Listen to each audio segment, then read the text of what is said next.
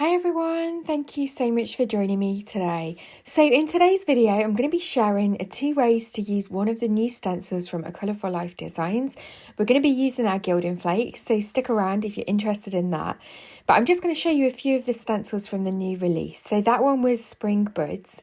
This is the Circle Love Tree, and that's the stencil that I'm going to be featuring in today's video. I think it's absolutely gorgeous. We've then got this gorgeous Layered Daisies stencil, which is really pretty. Then there's the Arabesque Tile, and this is a really versatile stencil, great for creating backgrounds. And this is just a sample of the new release, by the way. There's loads of new stencils on her website, so don't forget to check those out.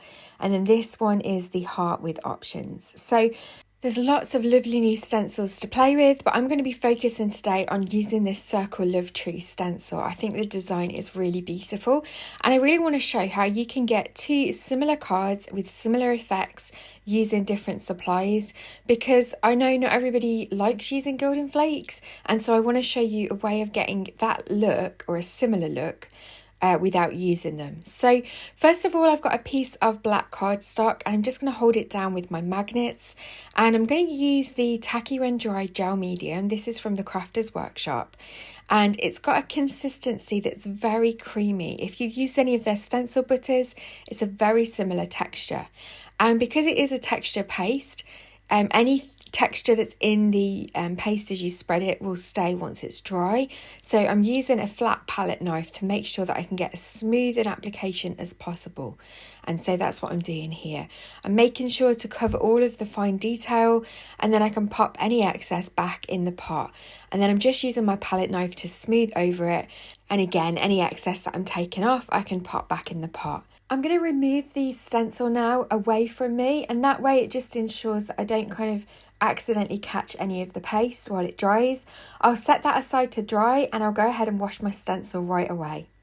So while that's drying, I'm going to show you the second card that I'm going to make today, and this time I'm going to use a pigment ink. So if you don't have any tools, you don't have any Gilding Flakes, for example, you don't have any gel medium, and you don't have a heat tool, but you want to get a gold finish through a stencil, then I'm going to show you a way that you can do that very simply with an ink pad, and it's with this Lisa Horton Crafts Cloud 9 Solid Gold ink pad. These inks are stunning. They're a limited edition, so they come as a set of 3, and you get a gold, a bronze and a silver. They're highly pigmented, and they're actually a fusion of dye and pigment inks, so you get a beautiful shimmery finish, but you can also use them for water-based techniques as well, so they're really fun inks. But because they're so opaque, you get a brilliant finish. Even on this black cardstock, you're going to see that the coverage is just amazing with just an ink pad. So if you don't want to go down the line of heat embossing, you don't have any kind of Gilding Flakes or anything like that, I'd really recommend investing in this ink pad, just because the finish is just incredible, and you can get that lovely gold, silver or bronze look just by using an ink pad. So there you can see the finished design. It's really, really beautiful. I'll pop that to one side to dry, and here's the Tacky When Dry gel medium. You can see that it's all dry now. It's gone nice and clear and shiny, and so we know that that's ready to apply our Gilding Flakes to. So I'm going to be using the Indigo Blue Chariot Sapphire Gilding Flakes today. So these are just a solid gold colour. And I'm just going to pop a piece of scrap card underneath it just to catch all the excess flakes. I don't want them going all over my desk. I do really recommend these Indigo Blue Gilding Flakes, because of all the flakes I've tried, these are the least messy, easiest to use. They're nice big flakes, and they just give a beautiful finish. So I'm just making sure that all of that tacky gel medium is covered in the Gilding Flakes so that there's no sticky areas left. I'm going to then pop the excess flakes back in the pot, so you really do get minimal waste when you're using Gilding Flakes, and all of those little bits can be used again in another project. And then I'm going to take a paintbrush here just to go around all of the fine detail of the stencil and brush off all the excess flakes. You can use a little abrasive foam pad, as I've shown in other videos, but because this is such a fine detail stencil, I thought using a paintbrush would allow me to get into all the little nooks and crannies and just remove off all of those excess flakes to reveal the design. And you can see there the design's just coming through.